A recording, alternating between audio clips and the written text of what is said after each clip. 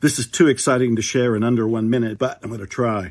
I have a way to change the past. You can go backwards to in the past, change your perceptions, get new stories, rewrite whatever took place in the past before, and come back into the now with a new sense of direction and with more power, because you release the negativity that was created in the past. You can also go to the future to mentally create what you want, feel it real up there, nevelize it, do all of that, and come back with insights about what you can do right here in the now. All of this takes place because I have received an inspiration about the mental time travel system. And it includes 15 principles to attract whatever you want that nobody else knows. I didn't even know some of them, and I've written a lot of books.